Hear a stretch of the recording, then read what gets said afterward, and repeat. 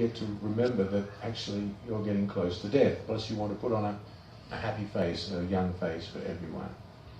But so all these things are to remind us, or to avoid reminding us of, the precursors of death, which are old age and disease. But actually in spiritual cultures of the world, and there are cultures based on spiritual knowledge, such as in this great conversation between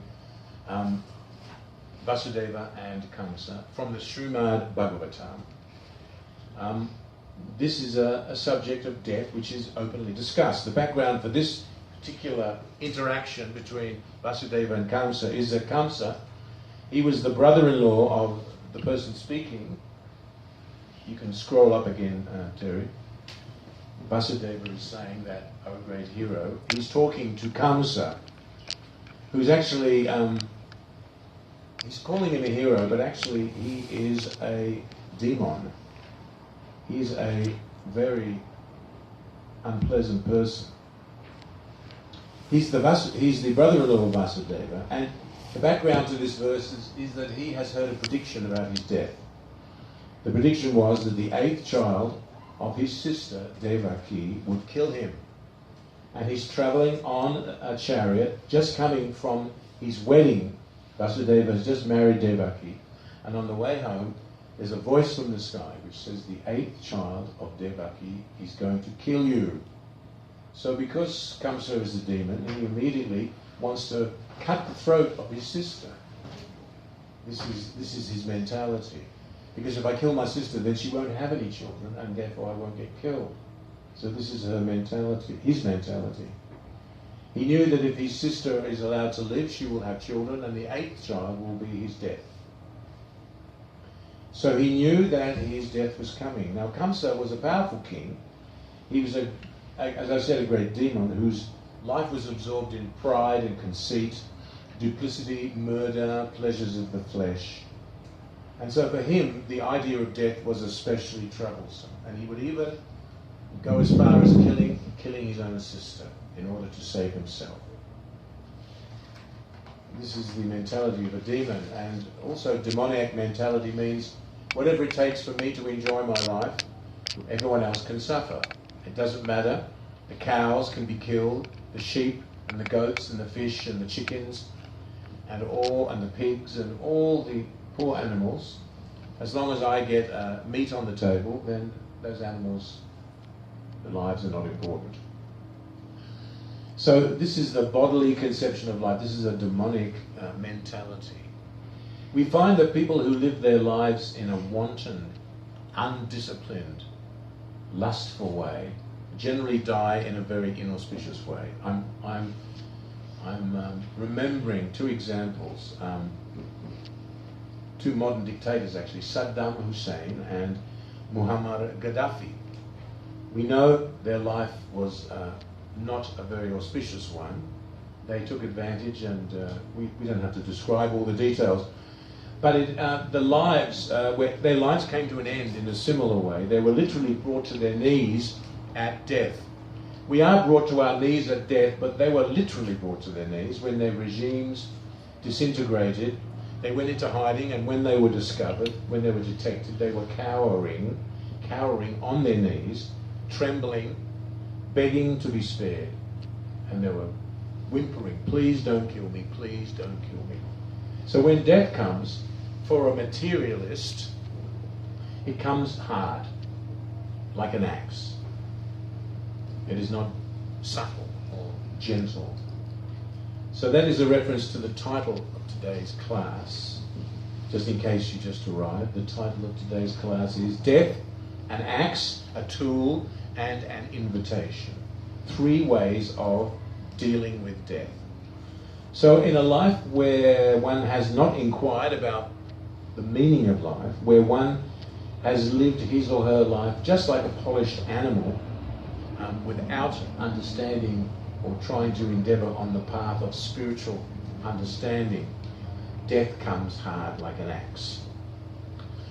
But if one has used his life more wisely, death does not come in the same way. I read an interesting quote the other day by Stephen King, the famous fiction writer. And he said, if being a kid is about learning how to live, then being a grown-up is about learning how to die. Now, I thought that was quite a wise quote, profound.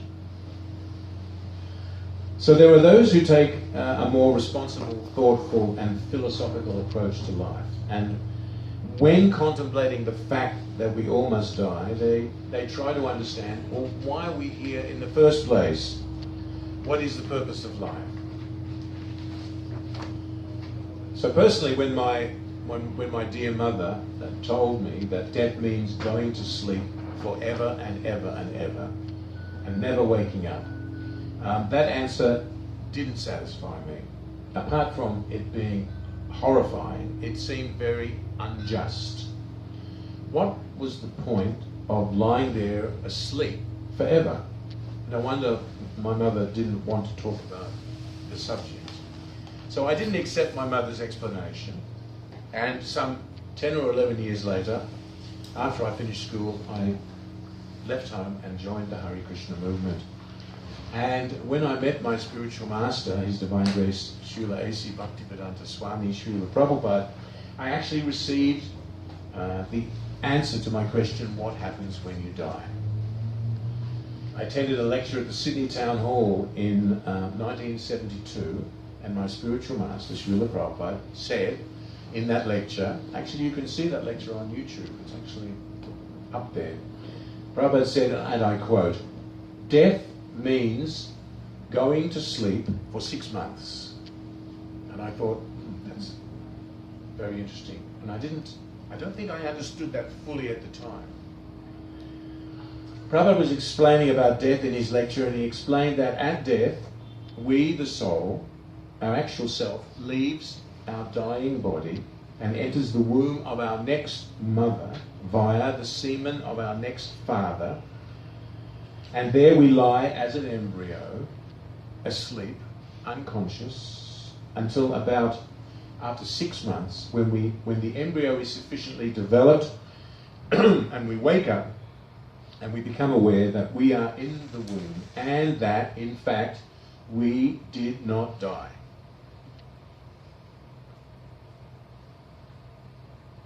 Now, Prabhupada did actually explain all that in the lecture, but I was just a young lad and I wasn't able to absorb it all. But the fact is that the soul never dies. It just changes bodies like we change clothes. So in one sense then, death is like going to sleep. We have this phrase that's commonly used, rest in peace. So in one sense, that is true. But we do wake up again. And we start a whole new life. So this understanding of dying opens up a whole new set of answers to the question of what the purpose of life actually is. If we, out of ignorance, think that we only have one life, as in that phrase, you only live once, which is the profoundest of ignorance, that there is no life after this one, then it follows that if we only have one chance, we better try to cram in as much enjoyment as we can while we can. But that sort of life leads to a life of irresponsible gluttony for pleasure, and that never ends well. So for that type of person, death comes as an axe, and as we know, there are many terrible and painful ways that life can come to an end. So in the title of today's class, I mentioned a second way of seeing death, not as an axe, but as an opportunity. Death is an opportunity. What does that mean? Death is an opportunity. What does the word opportunity mean? Opportunity means a time or a set of circumstances that makes it possible to do something. As in a lucky chance, a golden opportunity, a second chance, or a window of opportunity. So for one who is sufficiently educated to know that we actually don't die, that we just change our circumstances, we get a new life and continue on. Death is an opportunity for progress.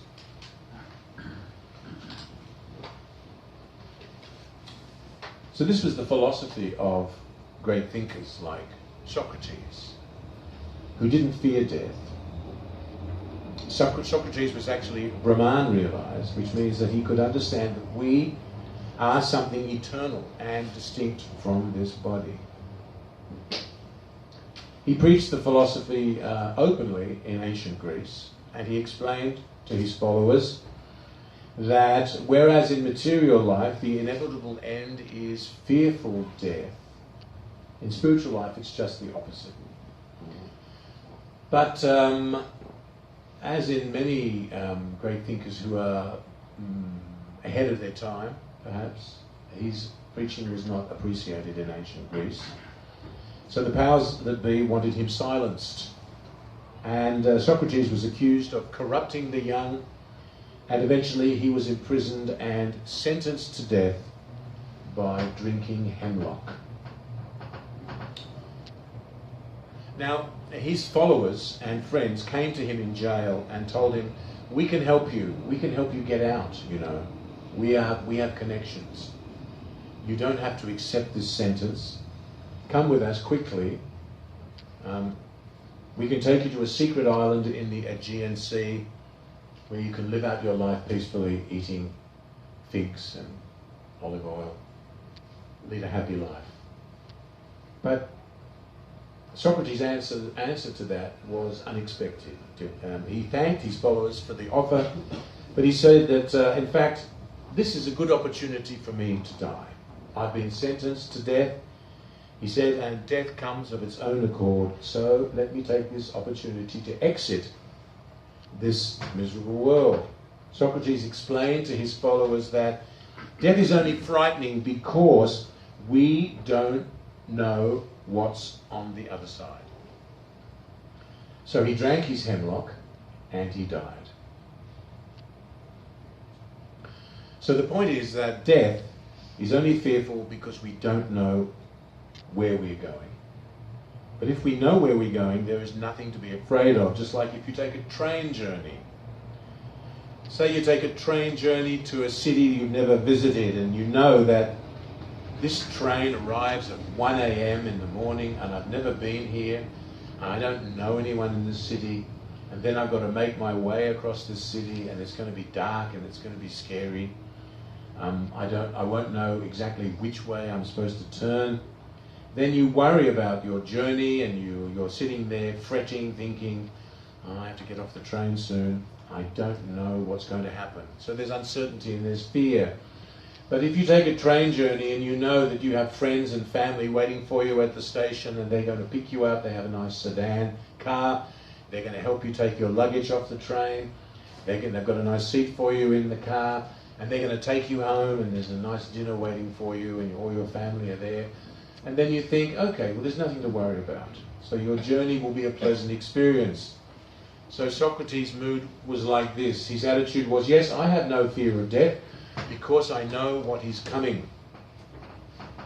So in this way, death can be an opportunity, another chance, a better chance, and a new beginning. So in the ancient Vedic texts of India, such as the books translated by our spiritual master Srila Prabhupada, Bhagavad Gita, Srimad Bhagavatam, and other Puranas and histories, as well as the Upanishads, there were many descriptions of many great and powerful persons who took death as an opportunity for progress and were unafraid of dying. In fact, the whole Srimad Bhagavatam was spoken to a king named Maharaj Parikshit, who had just found out that he had 7 days left to live. The king asked the great sage Sukadeva, he said, I've been cursed to die. It's 7 days from now. How should I best use my last week on earth? Evan etad nigaditam prishtavan yad bhavan mama Nrinam yan mriyamananam manushyeshu manisinam. Sukadeva Goswami answered him, and he said, "My dear Maharaj Parikshit, as you inquired from me as to the duty of the intelligent man who is on the threshold of death, so I have answered you." And the whole 18,000 verse Srimad Bhagavatam was spoken as an answer to that question. So there are many, many wonderful narrations in the Srimad Bhagavatam about how all sorts of persons, not only saints but sinners, how they dealt with their impending deaths.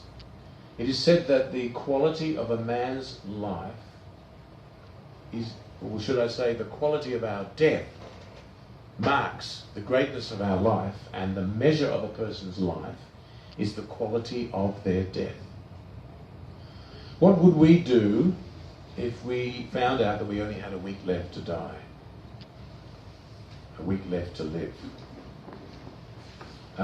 What would we do? Would we spend a week in the pub, drinking, trying to forget about it? Would we go through our bucket list and try to do some of those things that we've never been able to do? Let's go bungee jumping in the Amazon. Let's go skydiving. Let's learn the piano. Let's marry our childhood sweetheart. Let's redecorate the house. People do all these things, by the way. A wise man would not do any of those things. He would use the knowledge of his impending death as an opportunity for progress.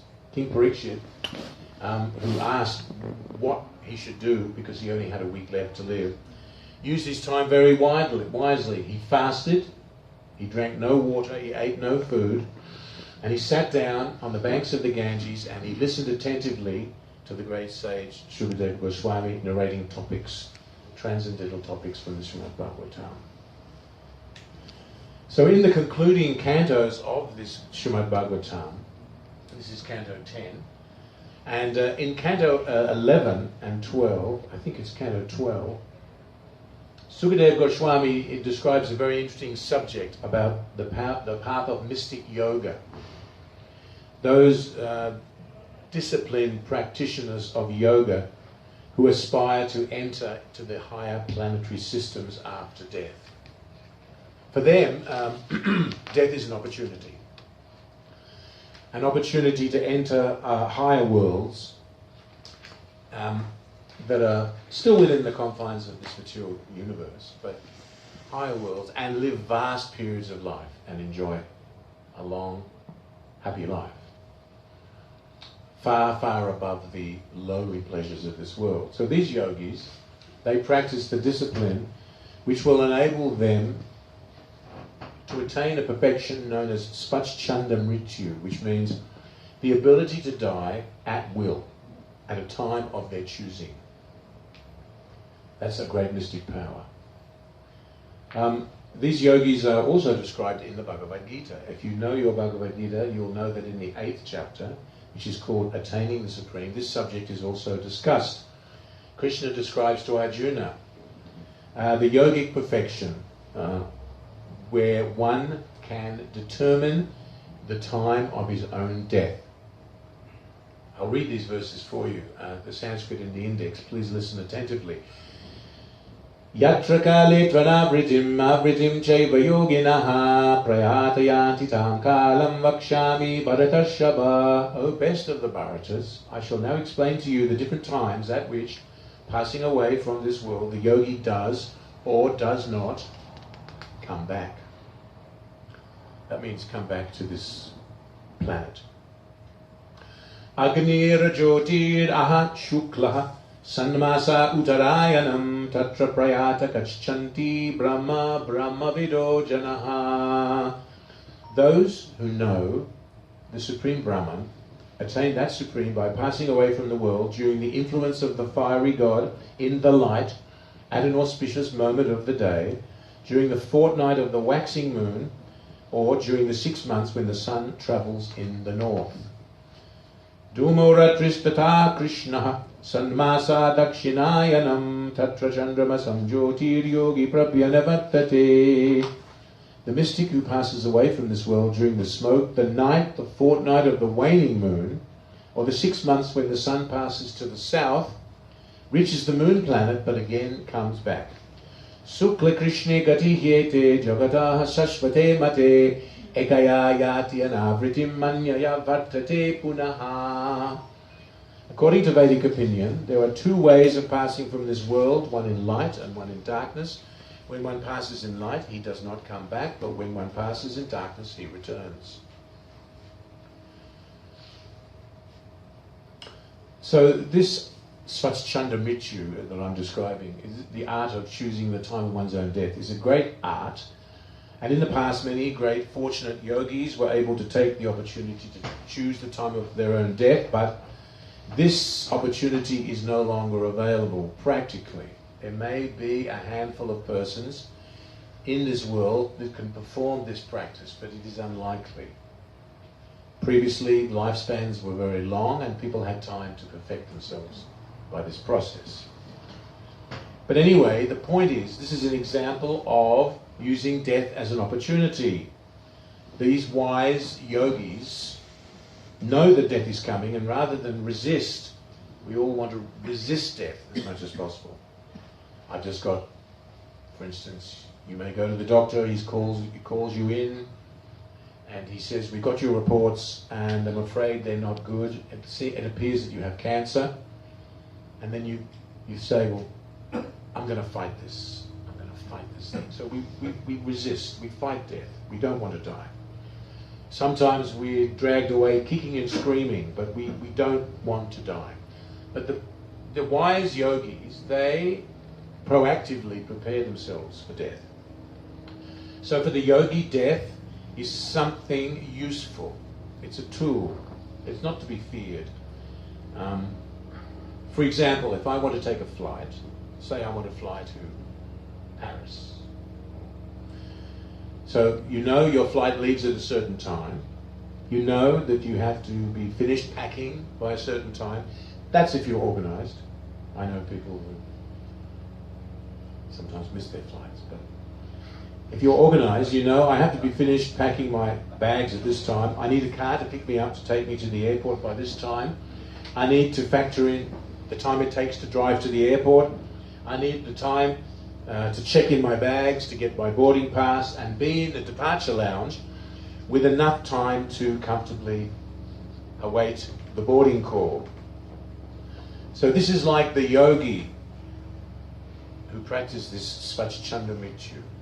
He thinks, I need to go to this planet and I need to be in samadhi by this time, so I can leave my body by this time, catch the auspicious moment, and travel on the subtle pranic pathways, and thus the gate for boarding to the heavenly planets will be open for me, and I will get to attain my desired destination.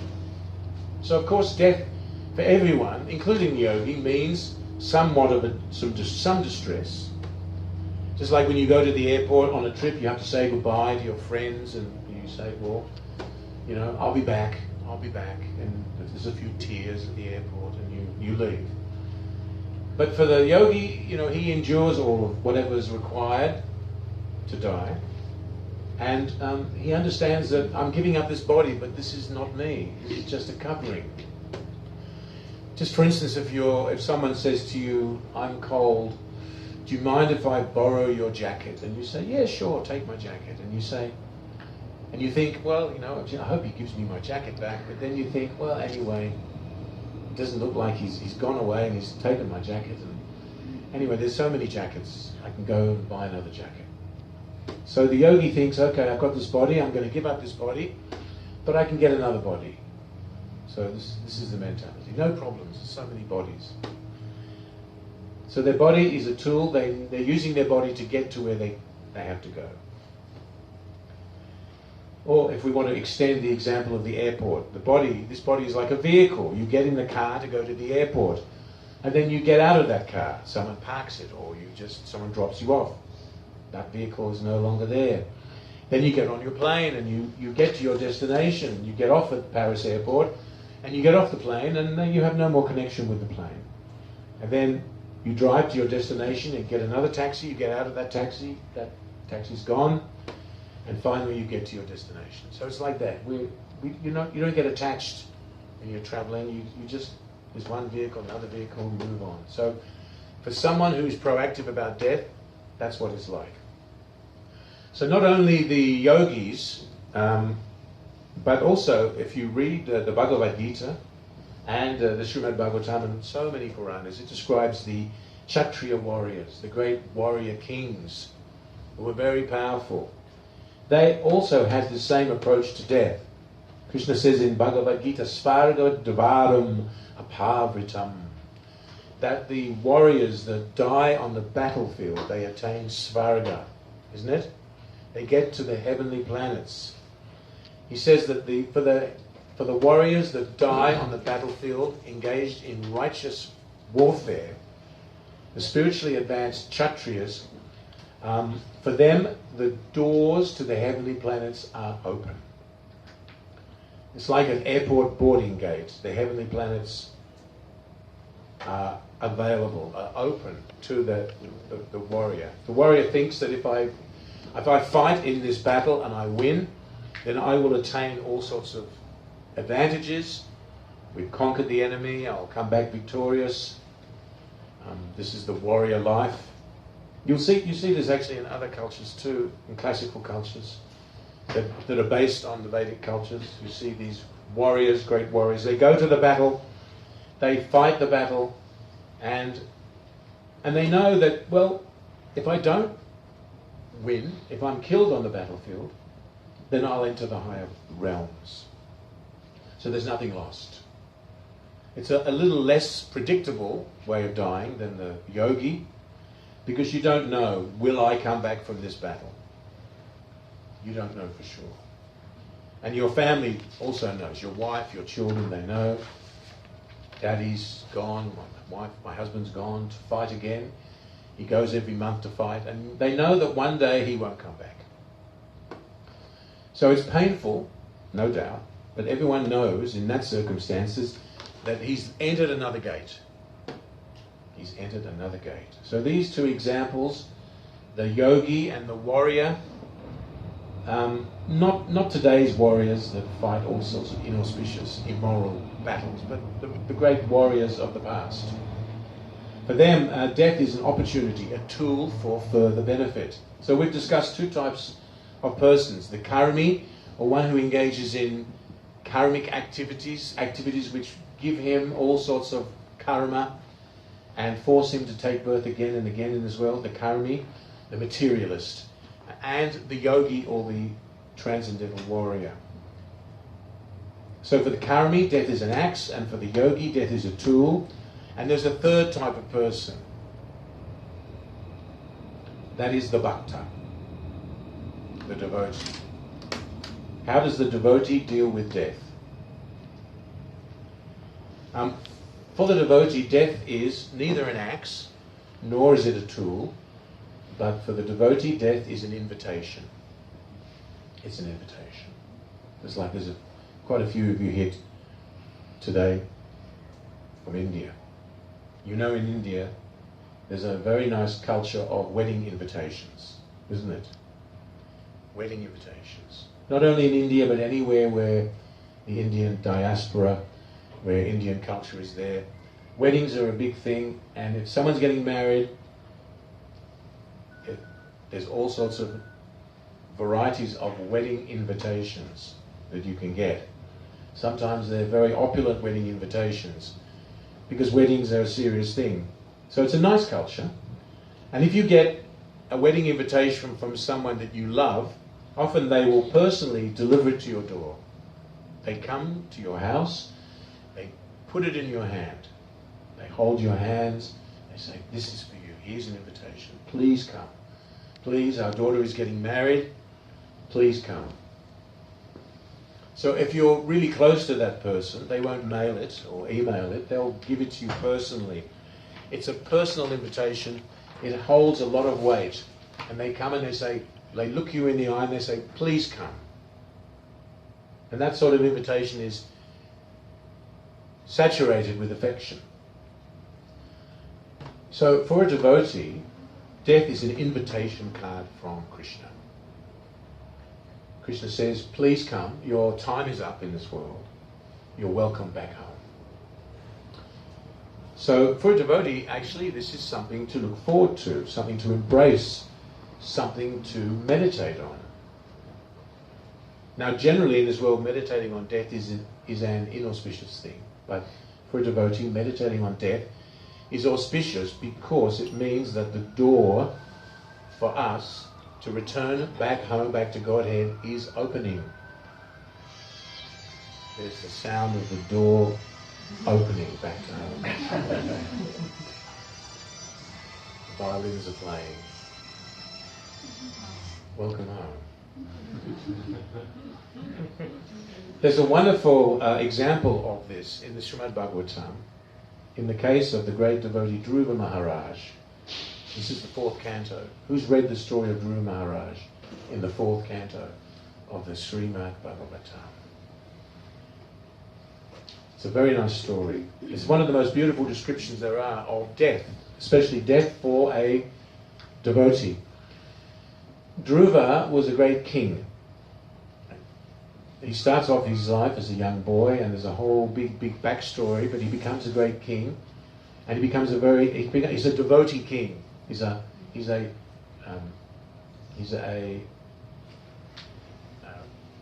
what's it called? Rajarshi. A Rajarshi. That was the word I was looking for. A Rajarshi, which means a rishi among the Rajas. He is a devotee king.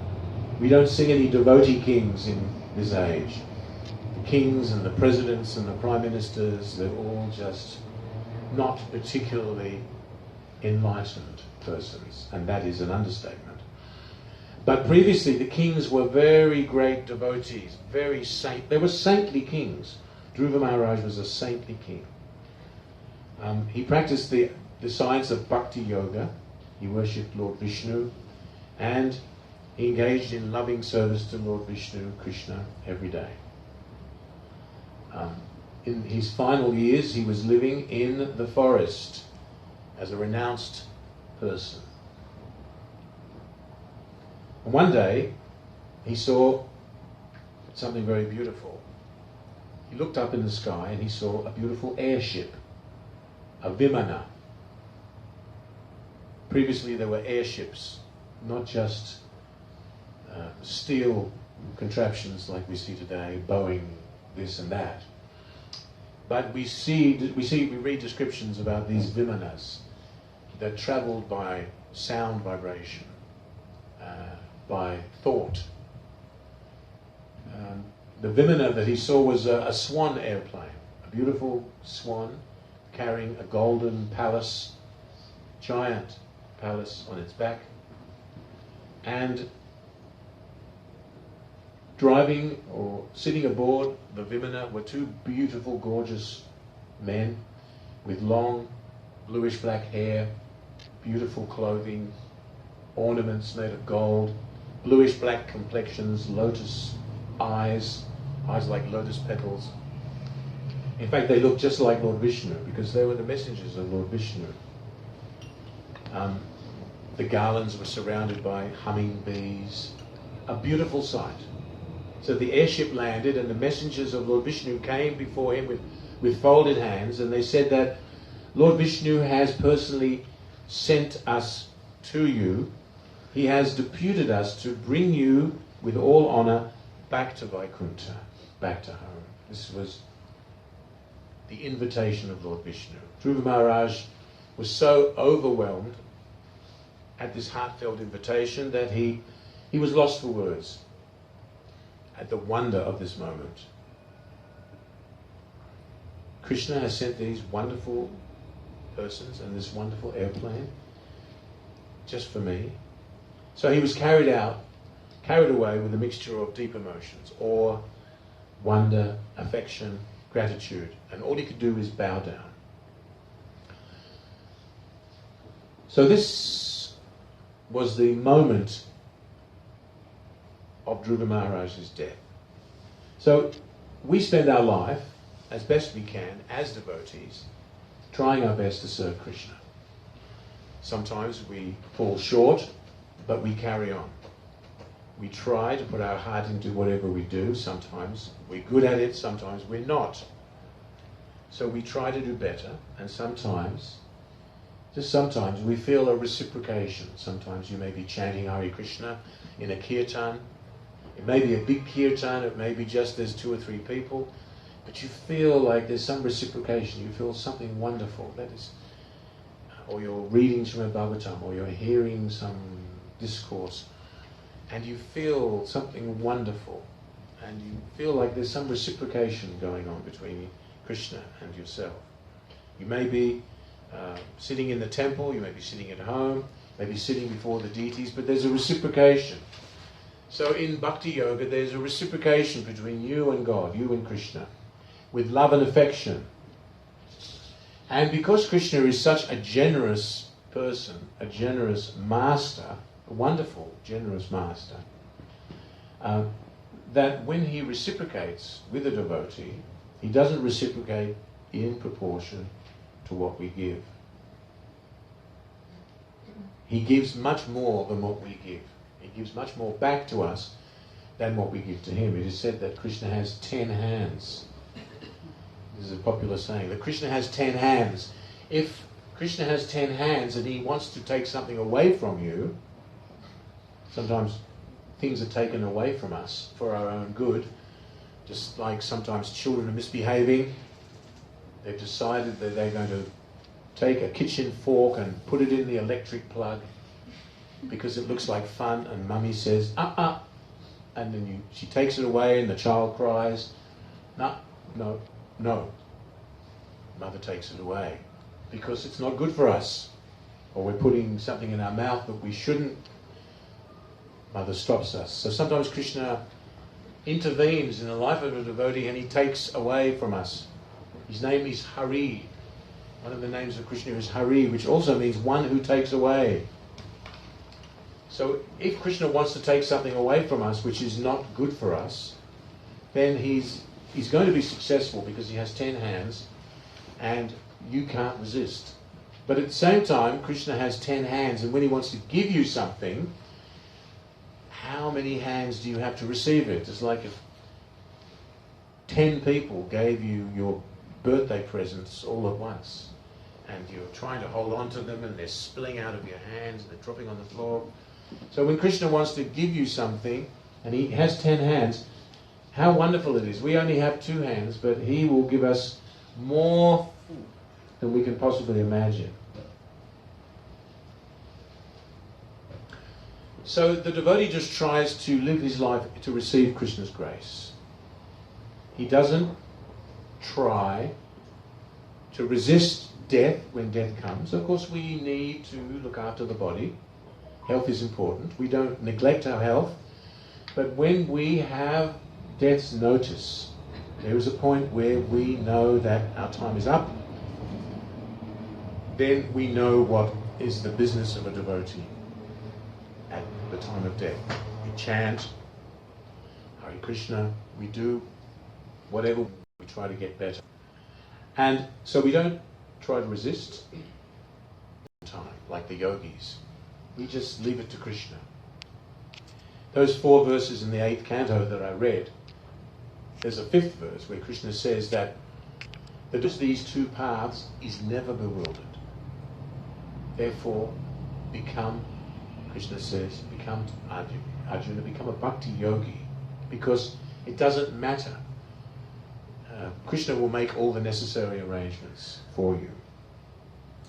Because bhakti is not a mechanical process. Krishna reciprocates when he wants, how he wants, and in the way that he wants. So the devotee leaves his life in Krishna's hands. So Dhruva Maharaj was invited to go home back to Godhead by the messengers of Lord Vishnu. And just as he was ready to board, Death personified appeared and slowly approached him. It's like, you can imagine if you've got to do something and then someone says, look, I know this is not a good time, but look, we've got these papers. Could you just sign your name here? Thank you. So I'll sign your name. Okay, oh, all done, no problem. So death is coming, it's official, you're dying. So death personified is there, and he slowly approaches Dhruva.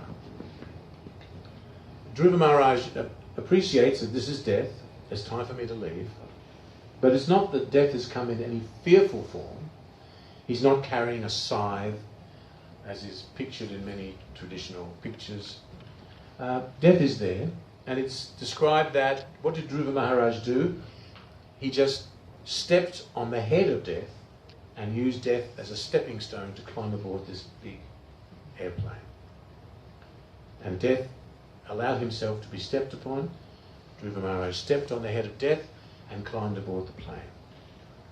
So the invitation to Vaikuntha had been given, and death is just a step to receive the invitation. So then Dhruva flies off with the Vishnu Dutas to Vaikuntha. Now someone might say, okay, now you've been talking all about death and how devotees are dealing with death, but I see that devotees also die. Devotees get cancer, devotees get heart disease, devotees die in car accidents, devotees grow old and die a natural death. Devotees die in holy places, devotees die in ordinary places. So the mechanical process of death looks exactly the same. And we would say, yes, that is true. It looks exactly the same. Sometimes we see devotees who are dying of old age and disease, and the physical suffering that they endure is similar, looks similar to the same as an ordinary man's death. Ordinary man means someone who hasn't practiced any spiritual life. The point is that externally there may be some apparent suffering, but internally there are many other things going on. I remember a very interesting story. There was a devotee who spent all her time distributing Prabhupada's books. She was part of a team of ladies that went out crossing the country in America distributing Srimad Bhagavatams and Bhagavad Gita, etc., etc. She'd been a devotee, disciple of Srila Prabhupada for many, many decades. And one day the devotees were driving and there was a head-on collision. There was a head-on collision, and she didn't remember anything. Now she lived to tell the story. She found herself lying in the dark. Well, it appeared to be dark, but she didn't know because she couldn't open her eyes because her face was completely smashed up, broken bones in the face, and bruises and blood. And she couldn't open her eyes. She couldn't open her mouth. Her mouth was full of blood. Her lungs were filling up with blood. She was thinking, this is it. This is the time of death. Death has come. And she was thinking, I have to think of Krishna. I have to think of Krishna. I have to chant Hare Krishna and cover for you at the time of death. If you've been practicing and praying, very kind. There was the devotees. They heard that one of our godbrothers, Prabhupada, was in a nursing home, and that he had a very severe case of Alzheimer's. He had totally lost contact with the devotees, and they didn't know where he was. They hadn't seen him for decades. And they went to Boston, and they decided to visit him. So they went to the nursing home, and they went to the front desk. Apparently this devotee had such an advanced case of Alzheimer's that he didn't recognize his wife or his children, and he couldn't remember his name. He couldn't remember his own name. So externally it appeared like a very sad story, and you may say, well, why would Krishna put his devotee in such a terrible condition? So the devotees came to the nursing home, they came to the front desk, so-and-so, are you family? No, we're not family. We're Hare Krishnas. And the lady's face lit up, and she said, that's amazing, thank you for coming. And the devotee said, oh, why? Well, thank you. They asked her why it was amazing. And she said that it's amazing because this person, he has Alzheimer's disease, that he can't even clean his own teeth, he doesn't know who he is, he can't tell you anything about himself. In fact, he, practically speaking, doesn't speak to anyone. But somehow or other, they said, we don't understand how it's possible that every evening he gathers all the people in the common room, all the other people with dementia and various types of old age diseases. He gathers them all together and he leads a kirtan. And he gets them all to sing, and he gets them all to chant the Maha Mantra, and he gets them to chant every word of the mantra, and he gets them to repeat after him. He leads a kirtan every evening, and he said, and the lady said, that's the only thing that he looks forward to in the day. Otherwise, he's just sitting like a vegetable, apparently. So he appears like he's just in a vegetative state, but what's going on inside is something else. So sometimes Krishna takes away all of those things because, memory loss is a very scary thing. But if Krishna takes away all the things that we don't really need to remember, and he just leaves the important things, then it's not so difficult. I remember my mother. She would never say Hare Krishna. I would say Hare Krishna, Mum, and she would say hello. I'd say never say Hare Krishna. But then she had Parkinson's disease, and then one day I said Hare Krishna, and she said Hare Krishna. This unofficial vow never to say Hare Krishna. She forgot. So then, from that point on, she would write Hare Krishna. So then, when she was passing away, my sister and myself, we were there reading from the Bhagavad Gita for her. And not only someone who's a devotee, but it said that actually even someone who's the parents of a devotee, they actually make great spiritual. Like my father, he's 95 and he's in a nursing home in Sydney. And I speak to him on the phone and he can't remember this and he can't remember that. He's forgotten that his wife's passed away, and then the other day he remembered that my mother passed away, and he was in mourning. It was like she just passed away yesterday. He's completely confused. And he can't remember many things. But when I speak to him on the phone, I say, Hare Krishna, Dad, and he says, Hare Krishna. And a couple of times I've got him to chant the whole Maha Mantra, because there was a time in my father's life when I got him to chant on beads, and he was chanting the Hare Krishna mantra on japa beads. So anyway, somehow or other, he can't remember practically anything, but he can chant the whole Hare Krishna mantra. Hare Krishna, Krishna Krishna, Hare Hare, Hare Rama, Rama Rama, Hare Hare. Gets to chant the whole mantra. And then he says, and where are you again? I'm in Ireland. Oh, okay. And where are you? Oh, I'm in Ireland, Dad. Oh, okay. And where are you living these days? I'm living in Ireland, Dad. So he can't remember many things, but he can remember the Maha Mantra. So this is, Krishna fulfills his promise to the devotee, Name Bhakta Pranasyati. My devotee never perishes. That doesn't mean the devotee doesn't die, because everyone has to die. Everyone who has a material body has to die. But how to die, and what your consciousness is at the time of death, and you may not know by looking at a person what is going on inside. But Krishna promises that his devotee will not perish.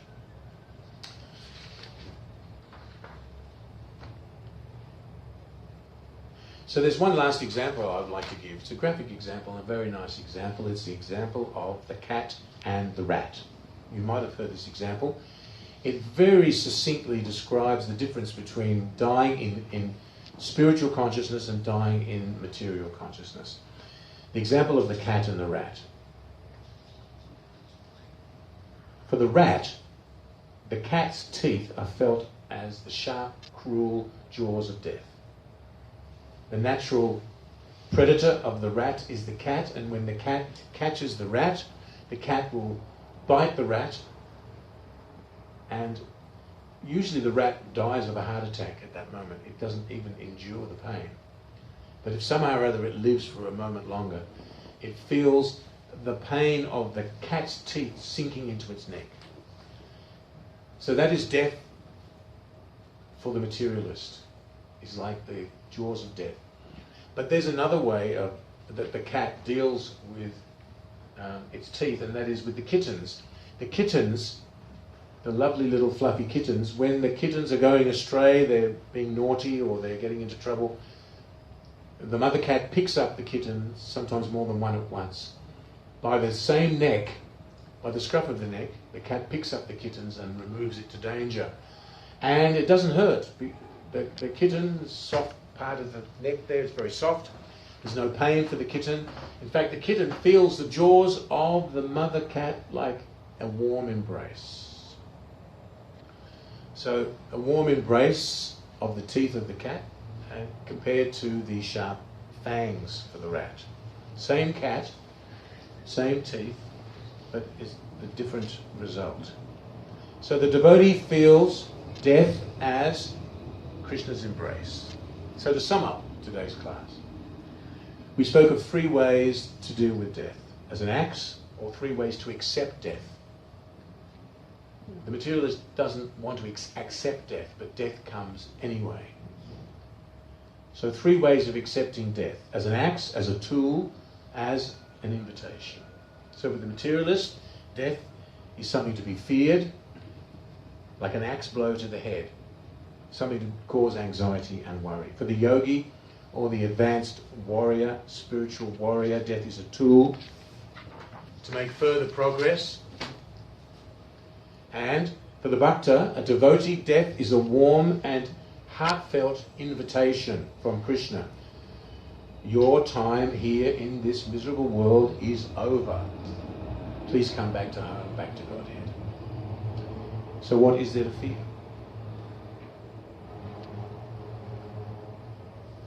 So we'll finish there. Thank you very much. Does anyone have any questions or comments?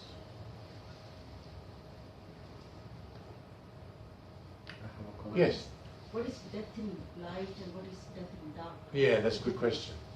These are Dhumo Ratristata Krishna, Sanmasa Dakshinayana, and the sun passes to the south. These are all technical times when the yogi has to choose his departure time. It's very technical. Now, the dark fortnight, you know, that's when there's a dark 2 weeks when the moon is waning, and then there's when the moon is waxing, that's the light fortnight.